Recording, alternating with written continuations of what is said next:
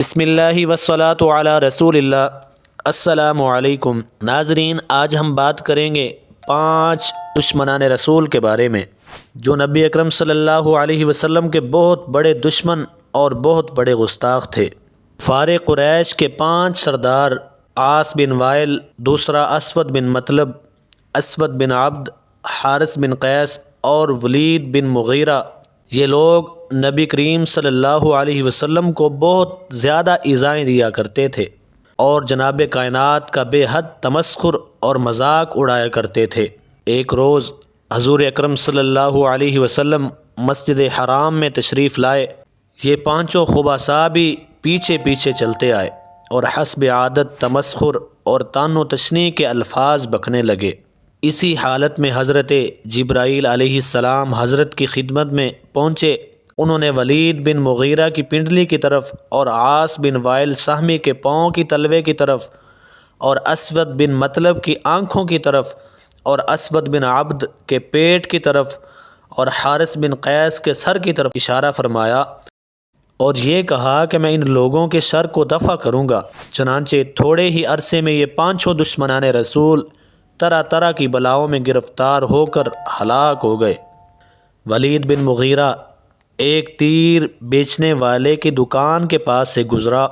ناگہاں ایک تیر کا پیکان اس کے تہمد میں چھپ گیا، مگر اس کو نکالنے کے لیے اس نے تکبر سے سر نیچا نہ کیا اور کھڑے تہمد ہلا ہلا کر پیکان کو نکالنے لگا، جس سے اس کی پنڈلی زخمی ہو گئی اور وہ زخم اچھا نہیں ہوا بلکہ اسی زخم کی تکلیف اٹھا اٹھا کر وہ مر گیا۔ عاص بن وائل کے پاؤں میں ایک کانٹا چبھ گیا جس سے اس کے پاؤں زہر باد ہو گیا اور اس کا پاؤں پھول کر اونٹ کی گردن کی طرح موٹا ہو گیا اور اسی تکلیف میں وہ تڑپ تڑپ کر اور کراہتے کراہتے مر گیا۔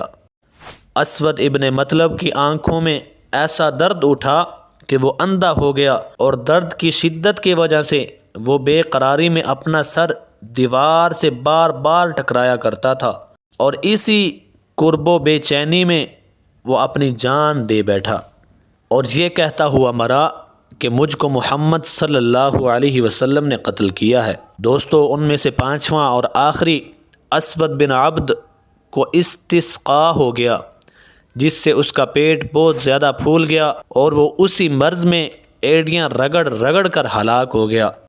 حارث بن قیس کی ناک سے خون اور پیپ بہنے لگا اور وہ اسی میں مر کر ہلاک ہو گیا۔ اسی طرح یہ 5 گستاخان رسول بہت جلدی بڑی تکلیفیں اٹھا کر ہلاک ہو گئے۔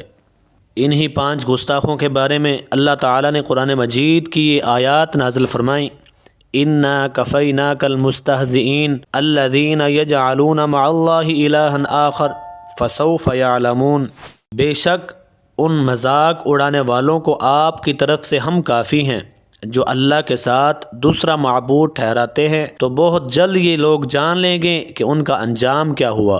دوستو، جو اس سے درس ہدایت ہمیں ملتا ہے کہ حضرات انبیاء علیہم السلام کے ساتھ طعن و تشنیع اور تمسخر اور ان کی ایذا رسانی اور توہین بے ادبی وہ جرم عظیم ہے کہ خداوند قہار و جبار کا قہر و غضب ان مجرموں کو کبھی معاف نہیں فرماتا۔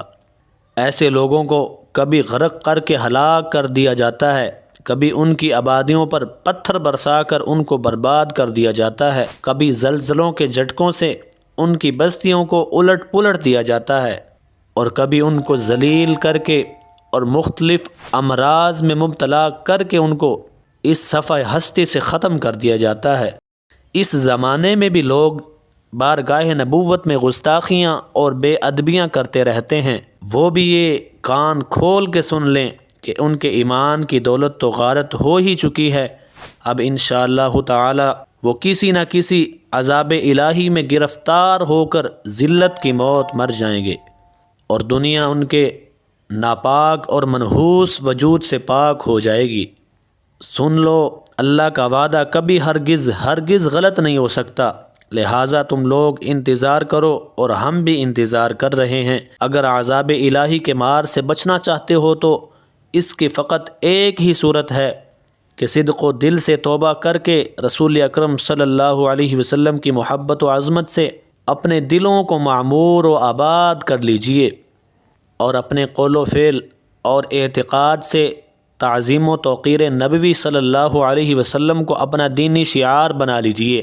پھر آپ دیکھیے گا کہ ہر قدم پر تمہارے اوپر خداوند قدوس کی رحمتیں نازل ہوں گی اور خاتمہ بالخیر کی کرامتوں سے تم سرفراز ہو کر دونوں جہاں کی سعادتوں سے بہرہ مند ہو جاؤ گے۔ امید کرتا ہوں کہ آج کی ویڈیو آپ کو بہت ہی اچھی لگی ہوگی۔ ہماری حوصلہ افزائی کے لیے ہمارے چینل کو سبسکرائب کر دیجئے اور اپنی دعاؤں میں یاد رکھیے۔ جزاک اللہ خیرہ۔